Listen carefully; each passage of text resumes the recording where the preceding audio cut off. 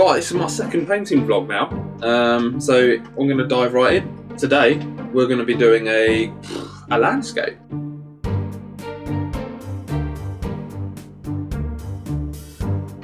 Again, my techniques range. What I'm going to be doing basically is probably the same technique. I'll be using the same kind of method with a fan brush.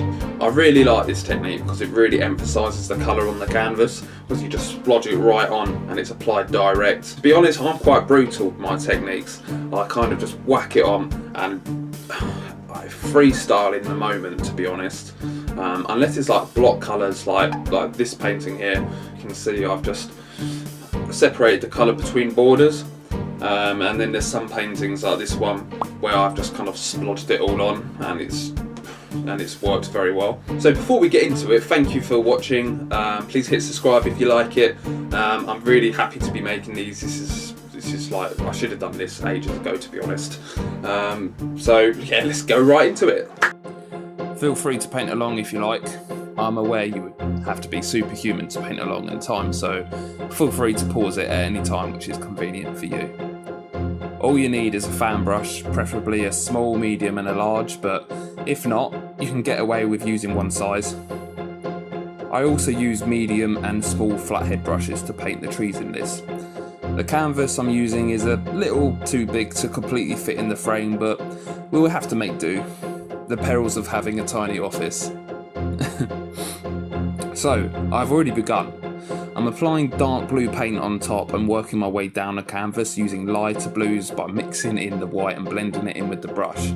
When blending, you only want a little paint on the brush, but when applying the paint onto the canvas, you can load it up.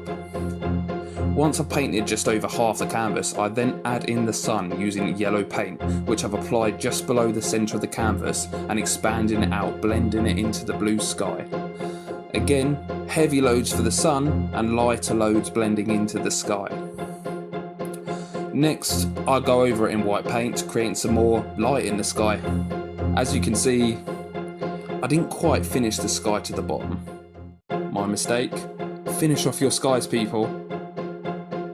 Okay, now I will just whack a load of black on for the foreground, and that's it for the foreground. For the time being, that is. Quickly add in the bits I missed and we can move on.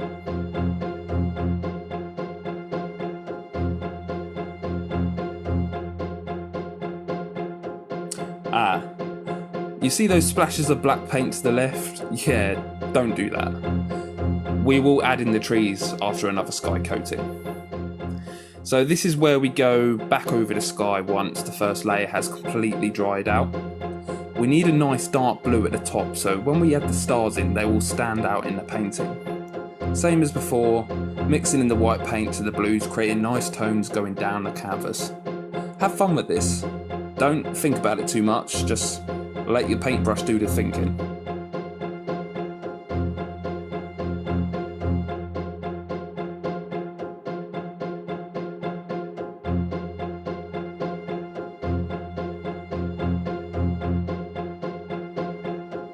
Next, we go back over the yellow. I try to get the sun structure at the bottom and then work outwards into the sky. We want the yellow to dominate, not the blue, to create a warm feeling within the painting.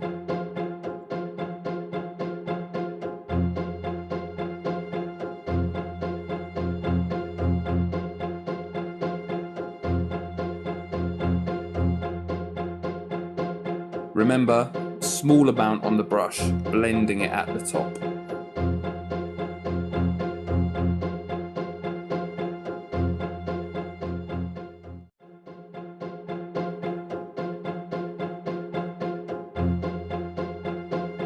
Okay, next to grab the flathead brushes to paint in the trees. It may be daunting to slap some black straight onto the background you have spent so long on, but you have to take some risks when painting. Just using black paint against the yellow background, creating a great solid contrast of colour. So go ahead and start freestyling your branches. Make them curvy, reaching out and random. Nature is unpredictable. Don't hold back.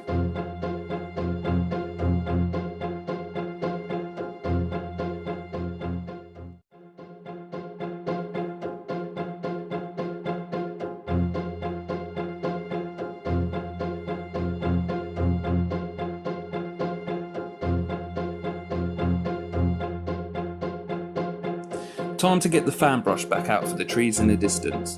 More freestyling involved with this.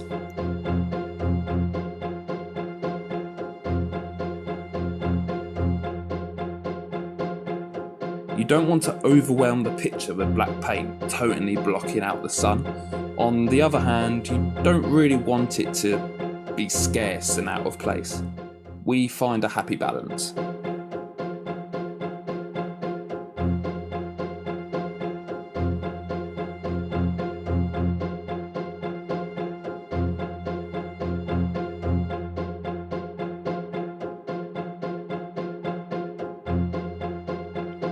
Okay, let's direct our attention back to the foreground. I want to emphasise the sunlight coming through, and what better way to do that than creating long shadows. I am applying primary red in between the trees to allow the black shadows to show through. I wanted to make this lighter, so added some white on top and blended it down to the bottom of the canvas. I then went over the shadows in black to blend in with the red foreground we have created, which shows a smooth transition in colour. When you are happy with how that looks, onto the trees again.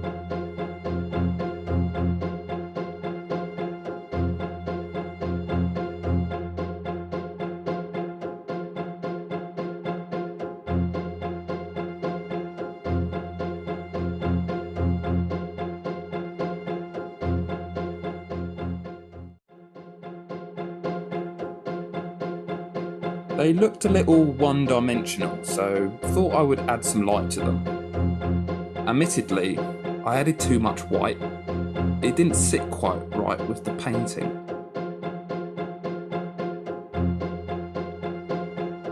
I went back over some of it in black to rebalance the picture. I then turned my attention to the main trees in the picture.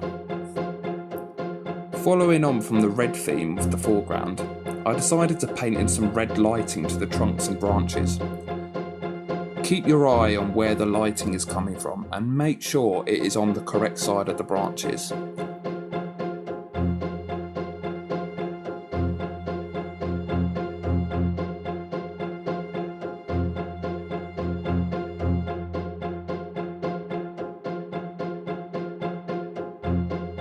As I mentioned before, I am adding in some more black to the trees in this distance. When you're happy with that, on to the final touch, stars, or in other terms, white and yellow dots. Again, there is no right or wrong way, just get dotting them on. I like to vary them in sizes and keep them as random as possible. And there we have it.